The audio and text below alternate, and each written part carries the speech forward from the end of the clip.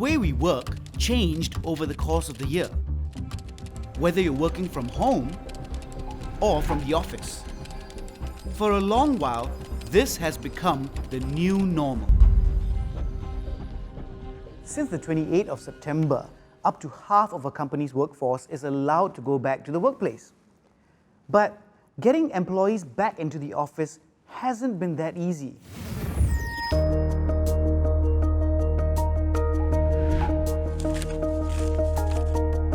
The rules are endless. Staggered start times, flexible work hours, split team arrangements, controlling access, stepping up cleaning of premises. That's just to name a few. If any of these measures are to be breached, companies could be fined or ordered to stop work. In this episode, I want to find out what it's like to work during a pandemic. To date, 10 workplaces have been shut down and 117 employers fined for breaching rules. But with more people returning to the office, does that also mean a higher chance of breaching safe distancing measures?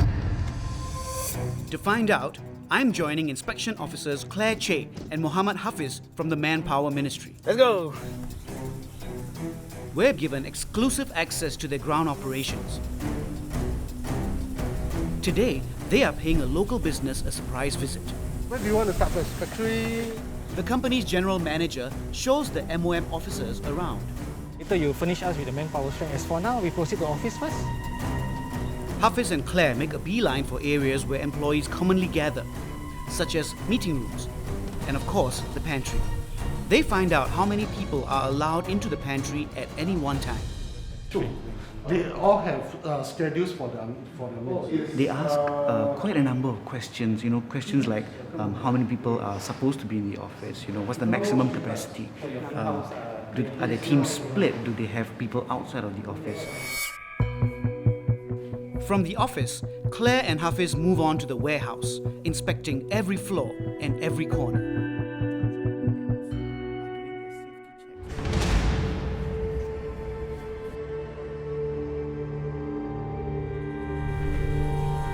Claire and Hafiz are doing interviews with individual employees. Now these are closed-door interviews, so we're not allowed to go inside. The sweep of the entire office and warehouse took about 1.5 hours. Lucky for this company, there were no serious breaches found.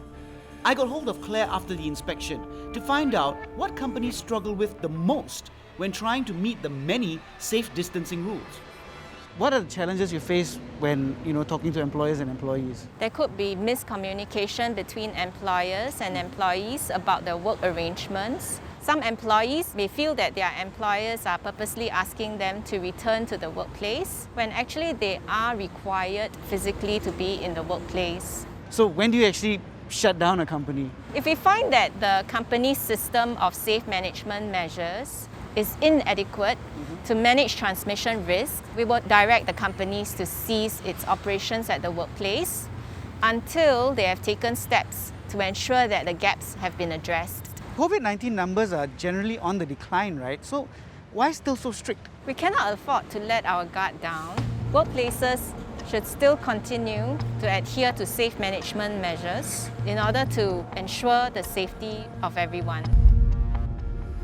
Most of the time, breaches at the workplace occur when companies bust the limit on the number of staff allowed back at work or fail to put clear safe distancing markers where employees gather. But what about jobs where interaction is key and wearing a mask is not an option? They still have to get back to work, but how? This is essentially the office for the cast and crew of MediaCorp drama Kin. In the world of this fictional series, COVID-19 doesn't exist. So how does everyone make things look normal under abnormal circumstances without breaching any rules? Can't let them do what they want. Kin is a long-running Channel 5 drama about 4 Singaporean families. Most of the story involves family scenes, romantic scenes, or crowd scenes, none of which seem possible with social distancing in place.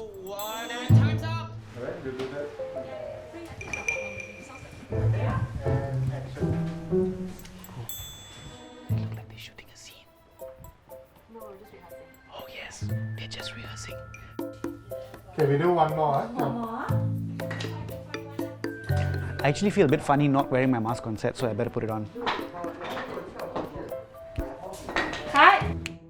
Kin is a drama series. It's got fight scenes, it's got intimate scenes. How has that changed now? We can't do what we used to do, right? When you've got a 1 meter distance between two people, it's very tough to portray certain emotions. Sometimes lenses can give a different effect, so that distance is not felt. Less wide shots, more tight shots. So though we are aware of what's happening, the audience, to them, they don't feel it actually. Another example would be crowded scenes. So there was once we had to shoot this OLS ladies gathering. Normally you'd have like 20 extras. We just had 3 or 4 extras. So for the first shot, I remember we had them walking through the foreground, right? So you just see a bit of their clothes. And then in another angle, you had them in the background. And then after that, you keep your shots tight so that, you don't give it away. So you're kind of like recycling people within the same scene. Technically, to keep within the rules. Under current guidelines, drama production can have up to 30 people on set and up to 10 on-screen actors without their masks on. But even then, productivity on this film set has slowed down. Previously, we would shoot like about 15 scenes on average, but ever since we started filming again, we shoot about 12 to 13 scenes on average in a day. Okay, so that's a drop of maybe about 20%. Can I have everyone's attention, please? Rachel Wan plays protagonist Lo Ah Yok, and Sue Tan plays her mother, Jessica Shelley. In the past, they could do this and this. All that isn't possible now.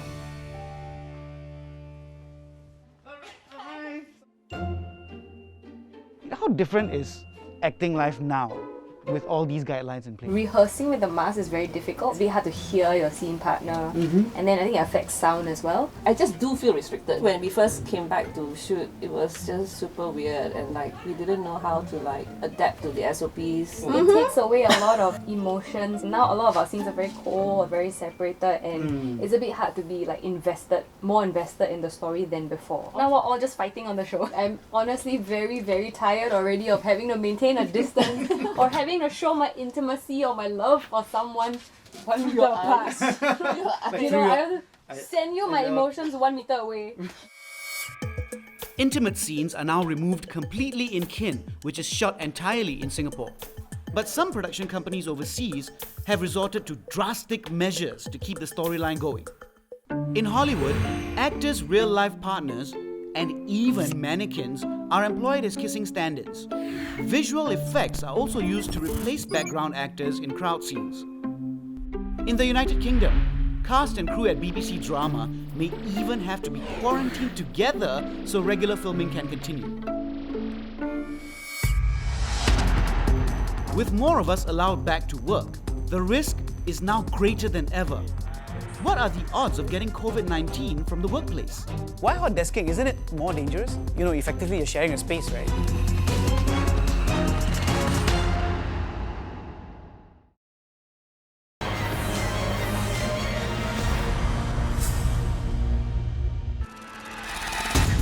There is a risk of COVID-19 transmission at workplaces because of several reasons. Increased social interaction, being cooped up indoors for prolonged periods of time, as well as the presence of high touch points, like light switches, copiers, and water cooler dispensers. But a human resource expert is telling me that over 70% of her clients, who are employers, actually prefer their employees to return to the office, even if they can complete their job at home. Hi, Doreen. I want to know why, so I asked her to bring me to meet one of them. Salim Amin is the CEO of a financial advisory firm. Out of all his 80 employees, 2/3 of them are financial advisors. Salim, you are an employer. Why do you think it's important for employees to come back to the office? There are just tasks that you cannot do efficiently and effectively when you're working from home. For instance, there's a meeting, there's this negotiation that's going on. Now you might say that why can't we do that over teleconferencing or video conferencing? Well, you can, but I don't think that is as effective as seeing the person face to face, talk about it, see the expression, get the vibes, and you get the buy-in from the person. Because the other thing is the monitoring of the work that is done. The staff also need to understand and know whether she's doing it right or not. Yeah. You know, so whilst you are doing it from home, it's hard to really monitor whether the work done is right. I do think trust is quite a major factor as well, coming from employer standpoint. I do have clients who I can sense that maybe they feel that the employees are not as productive and not as efficient when they're at home. So I came across this survey by Engage Rocket, right? And it says that about 64% of employees feel that they're more productive when they work from home as compared to the office. So do you still think that it's better for them to come back into the office? I think that's where people are starting to get used to being at home. But again, I have to state that employees' perception of their productivity could be quite different from employees' perception of their productivity. The latest change in rules allows for no more than half of a company's employees in the workplace at any point in time. I know one company that's going out of its way to make things as comfortable as they can for employees who are returning to the office. In this time of cost-cutting for most businesses, marketing agency DDB Group is actually investing resources into modifying their office. This is it. Wow! Yeah, so we built a mini pod here. You built this thing Yes, from yes, scratch, yes, so it yes. wasn't here before. It wasn't here before. Wow. It was actually tables here, and we sort of shifted some stuff around. Built built this. up. Can I have a look quick? Yeah, please. So basically, there's like a space with just 2 tables. Yep. So you kind of ensure social distancing. Yep. So what is this pod actually for? This was staff feedback. We asked them what would they want changes made to the office, and one of it was more meeting rooms. There was more privacy for them when they were doing their virtual calls when they come back to office. I see. So it kind of helps them to segregate themselves from the rest of the office. Is that right? For their own privacy. That's right. When people come back, we wanted to also introduce hot desking. So let me show you the system. Wow. Okay, so here we are. What you'll see here is the floor plan of this floor. And is this where we are? Yeah, this is where we are. Okay. So this is where the seats are being booked for these people who are in office today. With the safety distancing measures in place where we need to have 1 meter apart. This has reduced the seating capacity by 20 to 30%. So that's one. So I think hot desking becomes an obvious choice for us where we try to allow people to book their seats first and we know where they were seated. This new hot desking system ensures that each employee's exact location is traceable, should a COVID-19 case be detected in the office. But isn't hot desking more dangerous because, effectively you're sharing a space, right? Yeah. What we've done is we've brought in external cleaners. So during the day, especially those high-touch areas within the office, we clean it 2 to 3 times more than the usual. And at the end of the day, there will always be a clean down of all the desks to ensure that it's sanitized. But what if you're still unsure about going back to work? I want to know, what are the rights of an employee during times of a pandemic? And I'm about to get a nasty surprise from working from home. So embarrassing.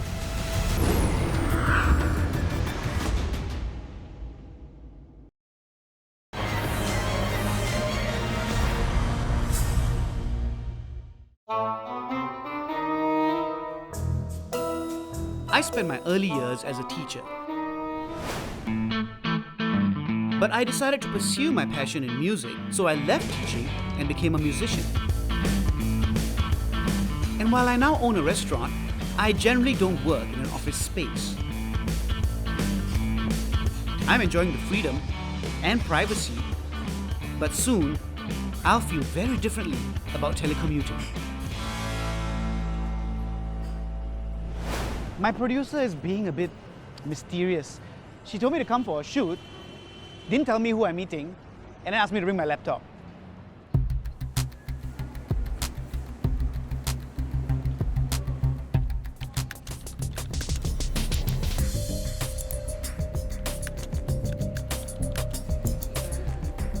Hey Ray, Ronald. Hi, I'm supposed to meet you. Have a seat here.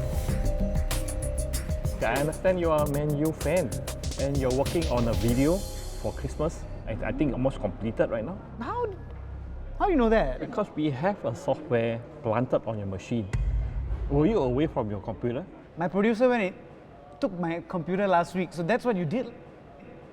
thanks. But I don't see any new software installed in my applications or nothing like that. Yeah, it's meant to be working behind stealth in the background mode. So Ronald, what is the software? Okay, this software is called Active Track. It monitors users' activity, behavior, in a way to measure the staff productivity for work. So basically, these are the activities they've done. That's my mailbox. Yep. So how did I do? If you're a normal worker, you did very badly. But however, you are a musician and videographer, right? This is like you did movie yesterday editing, right? Yep, I was editing my video, yeah. Yeah, that was kind of me without my t-shirt on at home, and I was just testing my software to check the camera angles and make sure that, you know, got the right overlays and everything in my software. So embarrassing. Wow, you can even tell when I plugged in my USB drive. Yeah. So how would an employee feel? I mean, wouldn't they feel that they're being spied on, or, you know, like the privacy is invaded? I agree. That's why I always insist that the business owner tells the employee this software they're going to install with their consent. Apparently, Active Track was installed in my computer. So Ronald was able to track all the things that I did with my laptop, including web and application usage, as well as log on and log off timings, all in real time. He can even take screen grabs remotely and be notified of risks like data breach.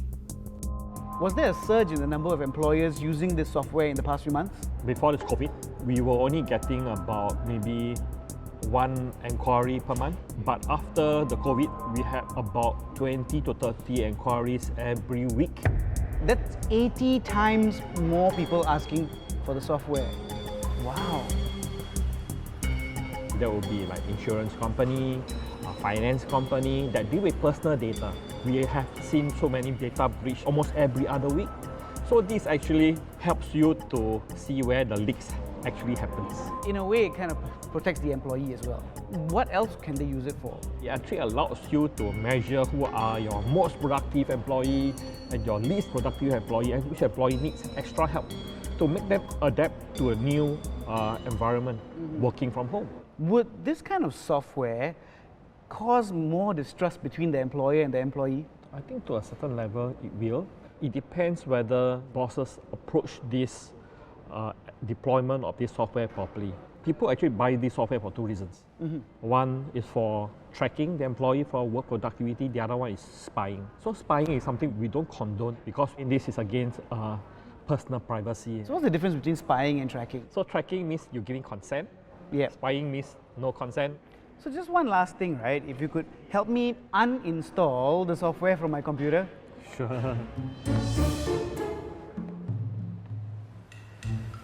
That was unsettling.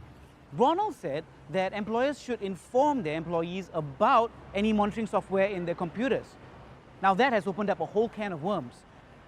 Besides privacy issues, I want to know what other rights I have as an employee. And I know just the person to speak to. Lawyer Kelvin Tan specializes in employment law. I've arranged to meet him, as well as Dolores Tan and Yo Yi Tong, who have been working from their offices for the past few months. They want to know what their rights are as they go back to work. The employee surveillance software, are they allowed to even place it without telling your employees? I don't think it's wrong because the office computer belongs to the employer. So the employer would be entitled to install a software of its choosing on the office computer. I don't know if along the way, probably the superior may use that to appraise the employee, and it may become a sour relationship triggering point, and it may affect the whole team's morale as well. I think it'd be very unfortunate if you're going to install software like that. I think a good employer is going to be clear with its employees about what the software does, what data is collected. Ladies, both of you have been going back to the office for the past few months. Do you have any concerns you want to raise about your rights as an employee? For safety measure, it's best to stay at home or work from home, right?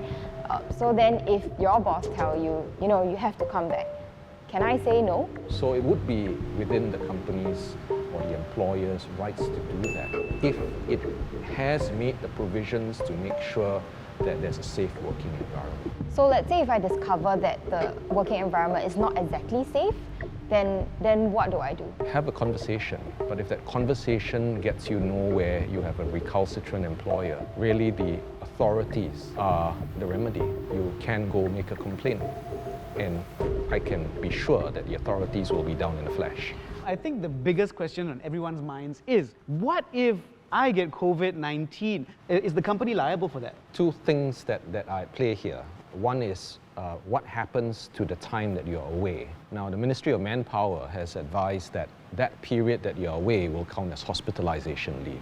If it is a situation where that hospitalization leave is long and exceeds perhaps your contractual hospitalization leave, MOM has advised that employers in this situation are flexible about it and consider extending that. The other part of it is medical expenses, possible hospitalization expenses. Companies that have medical insurance policies, I think that would cover it.